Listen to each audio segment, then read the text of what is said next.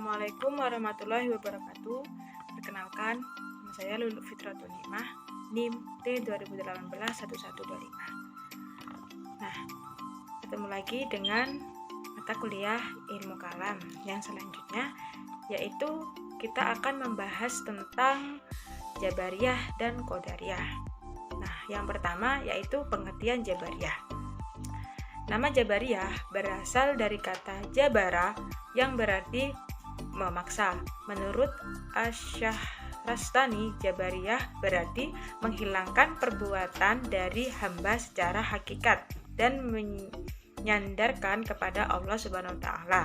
Di dalam kamus Al-Munjid dijelaskan bahwa nama Jabariyah berasal dari kata jabara yang berarti memaksa dan mengharuskan melakukan sesuatu.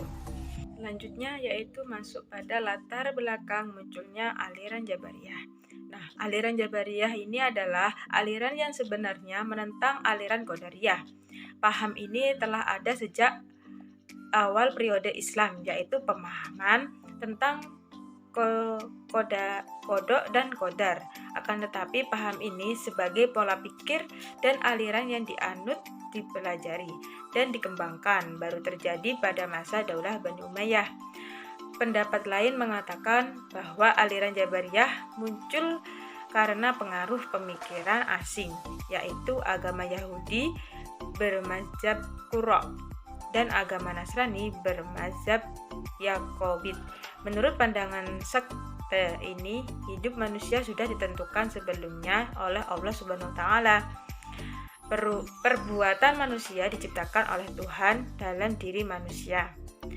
Menurut sekte ini, manusia diciptakan dalam keadaan terbelenggu atau majbur, tidak mempunyai kebebasan dan ikhtiar dan kemampuan untuk melakukan apapun.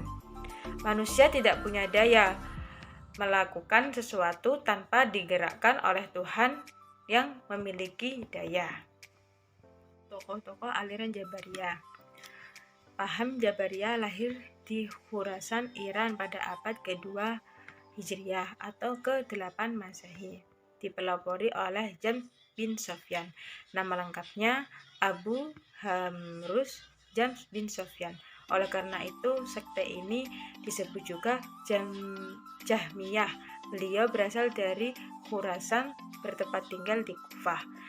Seorang dai yang fasih dan lincah, beliau ditawan kemudian dibunuh secara politis tanpa ada kaitannya dengan agama. Pemikiran-pemikiran sekte Jabariyah ini kemudian disebarkan lagi oleh Ja'ad bin Dirhan.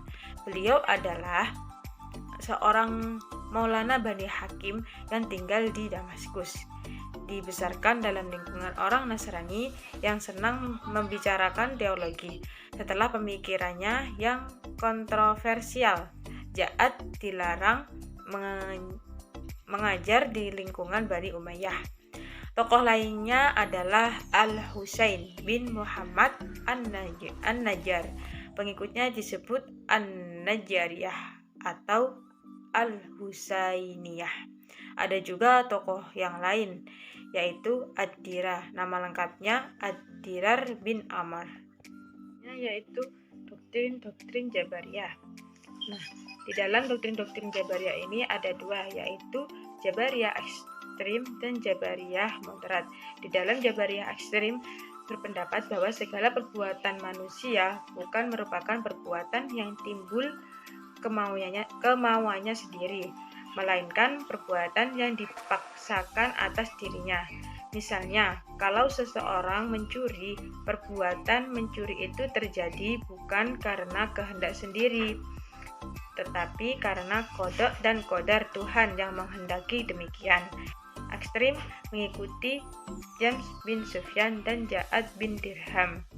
Sedangkan doktrin dalam moderat Jabariyah moderat mengatakan bahwa Tuhan memang menciptakan perbuatan manusia, akan tetapi manusia mempunyai bagian di dalamnya. Tenaga yang diciptakan dalam diri manusia mempunyai efek untuk mewujudkan perbuatannya, yang termasuk tokoh Jabariyah moderat adalah An-Najjar dan Ad-Dirar. pendapat An-Najjar, yaitu Tuhan menciptakan segala perbuatan manusia, mengambil bagian atau peran dalam mewujudkan perbuatan-perbuatan itu. Inilah yang disebut kasab. Manusia tidaklah majbur atau dipaksa oleh Tuhan. Sedangkan Tuhan tidak dapat dilihat di akhirat. Akan tetapi An-Najjar mengatakan bahwa Tuhan dapat saja memindahkan potensi hati atau makrifat pada mata sehingga manusia dapat melihat Tuhan. Nah, menurut pendapat Ad-Dirar, suatu perbuatan dapat ditimbulkan oleh dua pelaku secara bersamaan. Artinya, perbuatan manusia tidak hanya ditimbulkan oleh Tuhan, tetapi juga oleh manusia itu sendiri. Nah, manusia berperan di dalam mewujudkan perbuatan-perbuatannya dan tidak semata-mata dipaksa oleh Tuhan. Selanjutnya yaitu masuk pada aliran Qadariyah. Yang pertama yaitu pengertian aliran Qadariyah. Harun Nasution menegaskan kaum Qadariyah berasal dari pengertian bahwa manusia memiliki kudrah atau kekuatan untuk melaksanakan keinginannya dan bukan berasal dari pengertian manusia terpaksa untuk tunduk pada qadar Allah. Dalam istilah Inggris, paham ini dikenal dengan nama free will dan free action, berpendapat bebas dalam kemampuan dan bebas dalam berbuat. Qadariyah berasal dari bahasa Arab qadaro, yang artinya kemampuan dan kekuatan. Menurut pandangan terminologi, Qadariyah adalah aliran yang percaya bahwa segala tindakan manusia tidak diikuti tangan Tuhan. Aliran ini berpendapat bahwa setiap orang adalah pencipta bagi segala perbuatannya. Ia dapat berbuat sesuatu atau meninggalkannya atas kehendak sendiri. Paham Qadariyah digunakan untuk nama aliran yang memberi penekanan atau kebebasan dan kekuatan manusia dalam mewujudkan perbuatan-perbuatannya. Yaitu latar belakang kemunculan aliran Qadariyah. Dalam sejarah, paham Qadariyah tidak diketahui secara pasti kapan aliran ini muncul. Para mutakallimin atau teolog menyebutkan bahwa aliran Qadariyah mulai muncul pada perkembangan di bawah kepemimpinan Ma'bad al-Jauhani atau yang wafat 80 Hijriah atau 700 Masehi. Pendapat mengatakan bahwa aliran ini muncul kira-kira pada tahun 70 Hijriah di Irak pada masa pemerintahan Khalifah Abu Malik bin Marwan. Terakhir yaitu doktrin-doktrin pokok Qadariyah. Dalam kitab Al-Milal wa An-Nihal, masalah Qadariyah disatukan pembahasannya dengan pembahasan tentang doktrin-doktrin Mu'tazilah, sehingga perbuatan antara kedua aliran ini kurang jelas.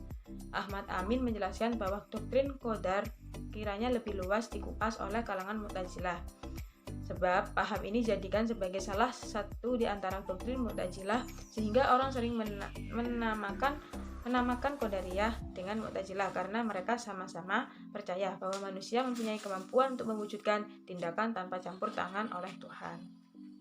Nah, dan menurut Harun Nasution menjelaskan pendapat Gailan tentang doktrin Qadariyah bahwa manusia berkuasa atas perbuatan-perbuatannya. Manusia yang melakukan baik atas kehendak maupun kekuasaannya, dan manusia pula yang melakukan atau menjauhi perbuatan-perbuatan jahat atau kemauan dayanya itu sendiri. Dari penjelasan di atas dapat diketahui bahwa doktrin paham Qadariyah pada dasarnya menyatakan bahwa segala tingkah laku manusia dilakukan atas kehendaknya sendiri. Manusia dalam perbuatan baik maupun perbuatan jahat. Nah, oleh karena itu, ia berhak mendapatkan pahala atas kebaikan yang dia lakukan. Dan berhak memperoleh hukuman atas kejahatan-kejahatan yang sudah diperbuatnya itu sendiri. Nah, mungkin itu saja dari saya. Kurang lebihnya mohon maaf. Wassalamualaikum warahmatullahi wabarakatuh.